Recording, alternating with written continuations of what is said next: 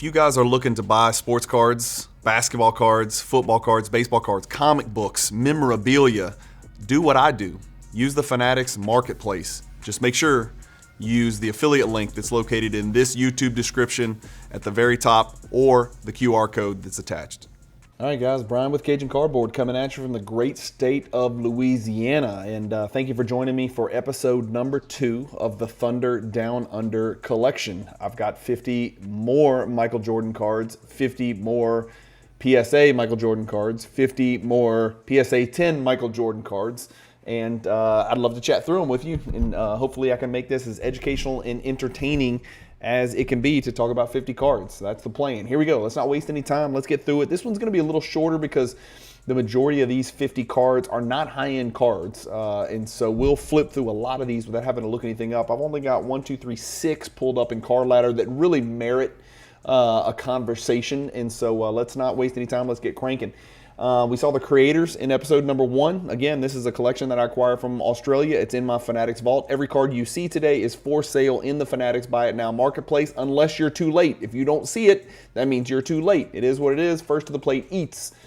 97 Finest number 39, Michael Jordan, no coating PSA 10. I can tell that's Vin Baker in the background because he was number 42 for my Milwaukee Bucks.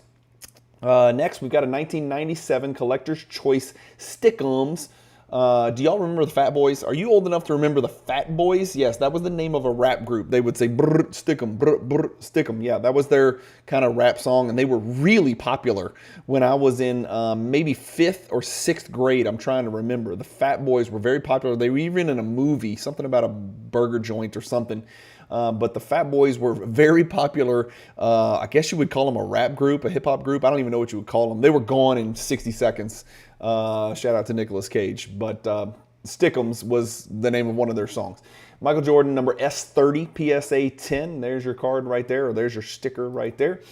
We've got another 97 Finest. I feel like in the first episode, I think I did this card with coating, PSA 10, and now we have this card without coating, PSA 10. So both versions of the card available in the Fanatics Buy It Now Vault. Buy them both.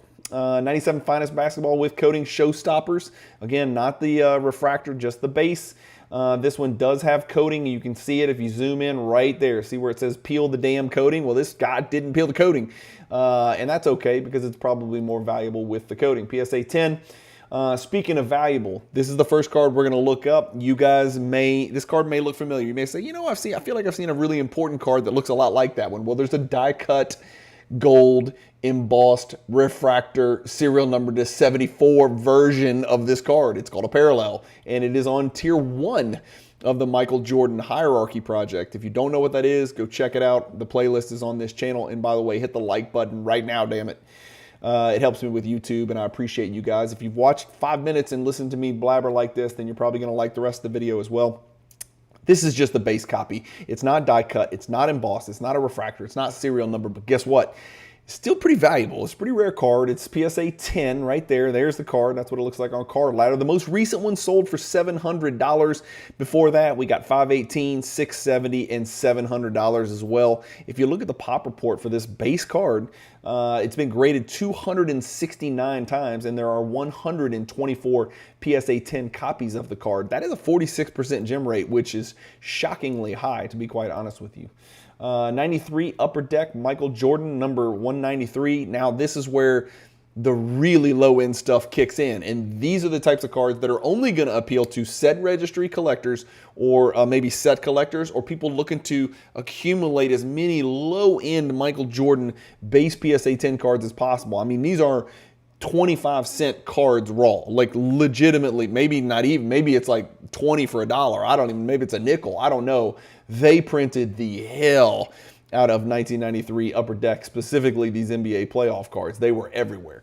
93 Upper Deck Soccer Preview, Michael Jordan, honorary captain. I have a gold copy of this as well, a gold parallel version of this, which is worth much, much more. But this is the regular Soccer Preview, number HC3, with MJ there dunking a soccer ball. And that was the World Cup that was actually, I think, held in, in the USA. We've got 92. This is not what it says. So Fanatics got this wrong. So what I will do is I will go into my vault and there's a little button on every card that you have in your Fanatics vault. For those of you not familiar, it's out there. If you have cards vaulted with Fanatics, if you ever see something wrong in the description, all you do is you go in there. You don't have to talk to a person. You just go in there and you request an edit, and eventually they'll get to it and they'll fix it. This says 92 Upper Deck Award winner hologram number 1. That's not what this is. This is the 1993 European Award hologram EB1. And you'll see even on the back, EB1. And guess what? That ain't English. Punteggio, I don't speak it, but I know that's Italian. Anything that ends in EGGIO is going to be Italian, unless I'm wrong. Somebody correct me. Pretty sure that's Italian. So this is going to be the European Italian Upper Deck Award winner hologram EB1 scoring leader right there. This is another one. I looked it up. It's worth about maybe 170 bucks, 150 bucks, something like that. There's more of these out there than I thought there would be. I thought maybe being European and having so many surface issues like the domestic award winner holograms have as well would make it worth more, but it's really not that valuable. Another subset card that could easily get off as an insert card, right? If I said this card is in tier 4 of the Michael Jordan hierarchy, you guys would be like, yeah, of course it is. It's a beautiful card. It's really cool. It's Jordan dunking over the skyline. This is the super poor man's version of the 97 championship PMG, where Jordan's got the skyline of Chicago in the background. It's a good card. It's not a championship PMG. 466 subset card there for Jordan the skylights. 93 Upper Deck George Wilkins.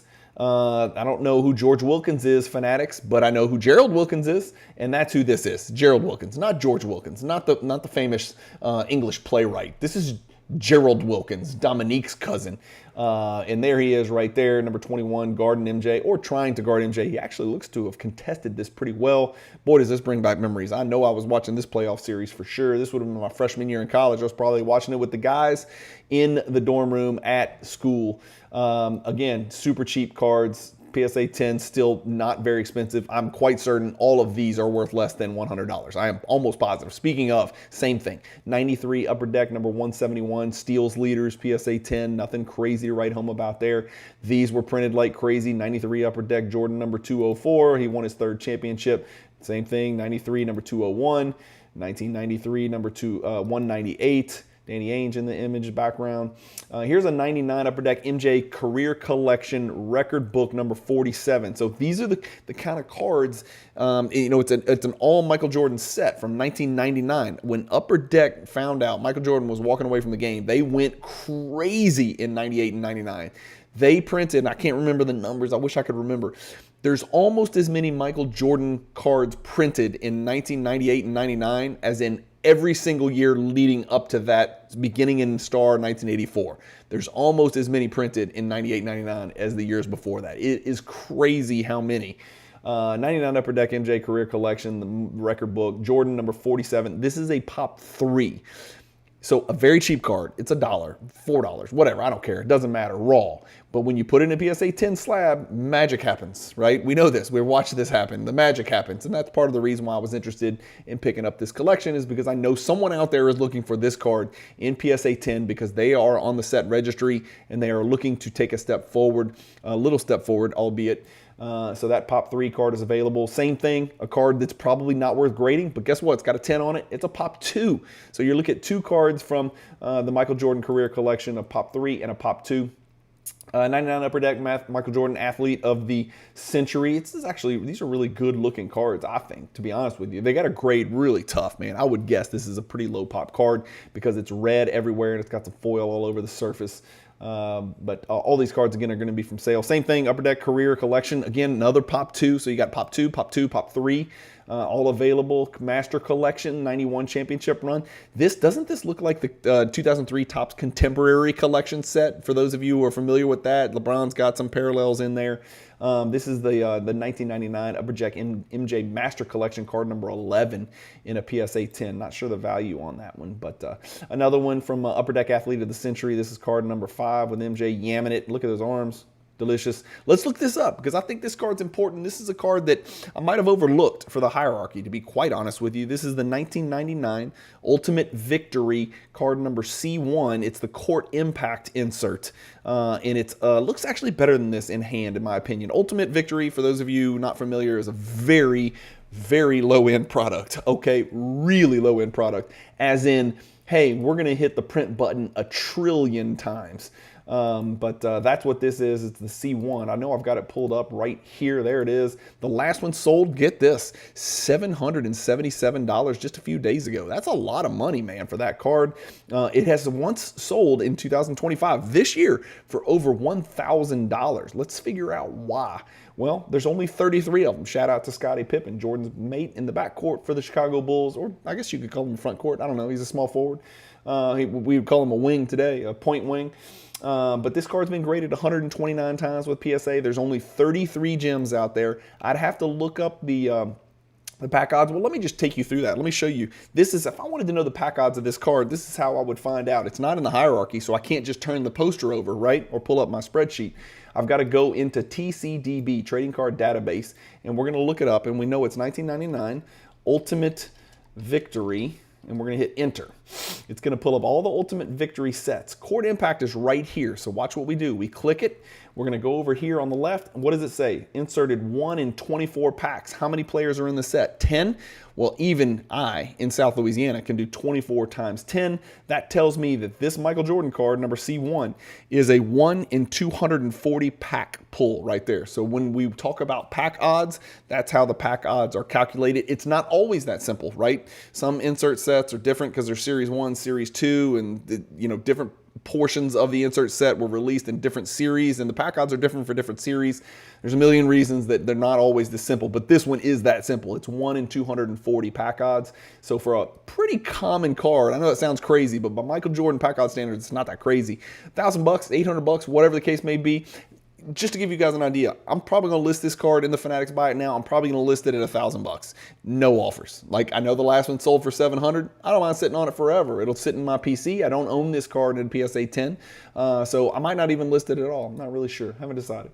SP Excitement, Michael Jordan, number S20 PSA 10. Another. Speaking of cards that look like they could be inserts, this one checks every single box imaginable. Also from 1999, this is the S20, and here it is right here. Really good looking card, love that. 685, 1131 before that, 610, 850. So this card's all over the place, similar to the Chord Impact that we just looked at. This one's a lot more populated, right? There's a lot bigger print run, a lot more PSA 10s, but similar value right here. Similar gem rate too, about 21%. 1 out of 5 grade PSA 10 approximately. Good looking card nonetheless. That one definitely will be for sale in the Fanatics Buy It Now marketplace. SPX, 99 SPX, Decade of Jordan. This is a Jordan only insert set right there, which doesn't really resonate with me. 94 Collector's Choice. This is just a regular card in the base set, and it's the a checklist that just happens to have an image of Jordan's face on the front. Collector's Choice Silver Signature. I think there's a base, a silver, and a gold. Don't hold me to that, but I'm pretty sure that's right. Well, this silver signature is card number 402. There's multiple base Jordan cards in 1994 Collector's Choice, and you'll see another one in just a second. So there's card number 402. Here is the card without the silver signature. So see the difference? No silver signature. Down here, look at his numbers, number 23. And then silver signature on this one right there is the autograph. And it's not a real autograph, obviously. It's just a facsimile signature for those that are new to the 94 Collector's Choice product. And what a product it was. Kidding. 94 Collector's Choice Silver Signature number 240. So this one's a little bit more valuable, and I wanted to show you guys that. Again, it's silver on silver, and it's got a silver border, which is really cool right here. PSA 10 makes it a relatively low pop card. I've got it pulled up. There it is right there. The last one that sold for about $250, so that's a pretty decent number right there for a cheap-ass Collector's Choice card, right? Even though it's a parallel, right, which means there's not one of these in every pack. It's not the base card. It's the Silver Signature parallel. There's still 127 of those in PSA 10, so again, not a super rare card. Card looks to be selling anywhere from 125 to 300 bucks. Probably 200 is probably a fair price for that card right there. 94 Collector's Choice, there's the regular, right? So white border, no silver, facsimile signature. That's what the base looks like. This is an international French copy. So how do you know that? Well, on the back, there's a bunch of words, and I don't know what they say. Nope, that's not right. On the back, there they are. Okay, so down there is where the French is, right? Here's the English, and here's the French. I guess I can at least learn a little bit of French if I compared those two paragraphs, but guess what? nobody around here speaks French, even though I am in the Cajun country down here in Louisiana, and Napoleon had a big part in the beginning of this Louisiana state. Collector's Choice International, this is the French version, Pop 3. So like I said at the outset when I did the kind of preview of what this collection's about, some of these cards are weird, man. Like this card might mean $180 to somebody. I don't know. It just might. Why? Because it's Pop 3, and if you're on the set registry, you're trying to move forward, man. 94, how about this? Pop 1, same thing, same set, same Collector's Choice International, same French language. This is card number 214, it's a Pop 1. So this is the only one in the world. That definitely means something. It doesn't make it a 1 of 1, but it makes it, you know, a pain in the ass for people to find, and so there's a little bit of value there. 99 Victory, number 429, Michael Jordan, PSA 10. It's actually a good-looking card of him lighting John Stark's ass up. I like that card. I like to look at that card. But it is a very cheap card. Another one, 428, another base card. Another one, Upper Deck Victory, number 425. I don't know why this guy doesn't have a logo on his jersey. Jordan does. And then Jordan's teammate doesn't have a number on his jersey. That's Pippen. He's number 33. We know that. What is the deal with that? I don't know. Upper Deck's got to explain that one to me.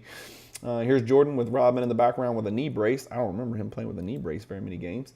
Another Upper Deck Victory, number PSA 10. Another Upper Deck Victory, PSA 10. Another Upper Deck Victory, PSA 10. Again, no logo right there on. This is going to piss me off that I don't know who that is. Oh, gosh, that's really going to piss me off. Somebody tell me in the comments. I'm going to be pissed off when I read it.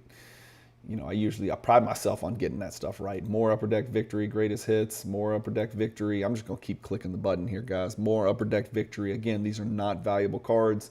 These are cards that were printed ad nauseum. But when you put them in PSA 10, you know, there's some value there. You know that. Again, Rambus with nothing on there. Jamal Wilkes over here. I don't know why. I don't know what the deal is with that. They just wanted to print Jordan, man. Look how many they printed. Look how many I have. PSA 10, PSA 10. Love somebody to make me an offer for all of them. 95 Flair. So we saw first year Flair in episode number 1. Had pretty decent value. This is second year Flair. So I think this is the last year before Flair Showcase, right? 96 Flair Showcases when Flair Showcase and Legacy started to show up. But this is card number 15. Good looking card. If I recall, this card actually grades really well. There it is right there. Good looking card. Last sold for $343. Pretty consistent. 344, 336, 336, 343. What's the gem rate? 10%. So no, I was wrong completely. 10% is pretty low for a gem rate, almost single digits. 186. 2,254 graded, only 186 PSA 10. So a little worse gem rate than I was expecting on that card.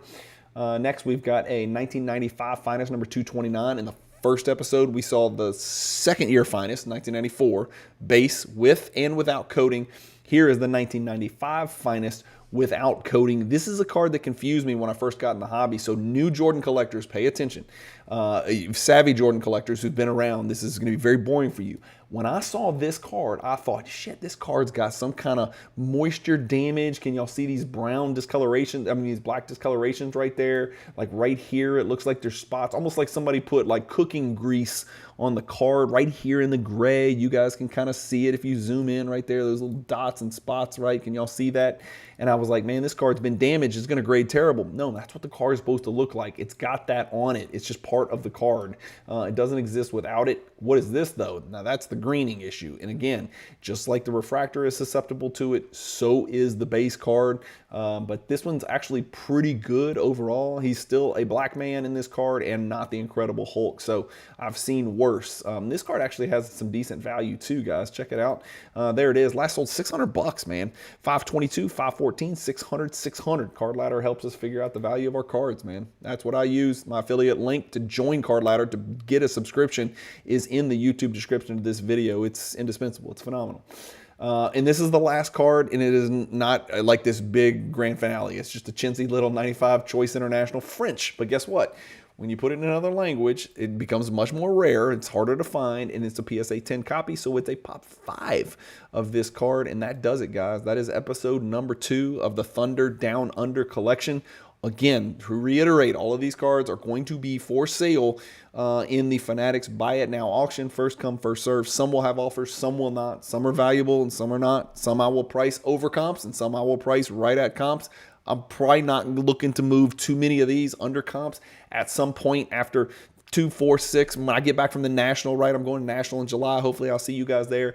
Maybe August, mid-August, whatever hasn't sold that is sitting in my Fanatics Buy It Now, I will transition it over into the Fanatics weekly auction, and I'll try to let the world know, hey, so all those cards you saw from the Thunder Down Under, I'm going to start piecemeal moving them over. It is so easy with Fanatics Vault to make decisions like that and to move cards and to, to kind of control your liquidity and your cash flow. It's incredible. I know that sounds very investment centric, but it's true. It's just a great hub for me to kind of bring collections in and out and move them and sell them in here. And I can always sell all these cards privately. If you want about 25 of these cards, message me on Instagram. We'll get a deal done, and I can ship them straight from the Fanatics Vault straight to you with a tracking number, just like I could if I was sitting with the cards over here off screen to my right. So thank you guys again for watching. Do me a favor, if you've gotten this far, hit the like button. It really helps me with YouTube, and I've got to get better at asking people to do that. I hope it becomes a habit, but you know what? To be honest with you, I like videos all the time, and I don't hit the stupid heart button. I don't know why that matters to YouTube. They should just be able to see how long you watched it and count it as you liked it. Like if you watch me ramble for 20 minutes, you must like it. But anyway, thank you guys for watching. Keep collecting. Stay tuned for episode number 3, probably 2-3 days from now. Keep collecting. Stay positive in the hobby. And peace.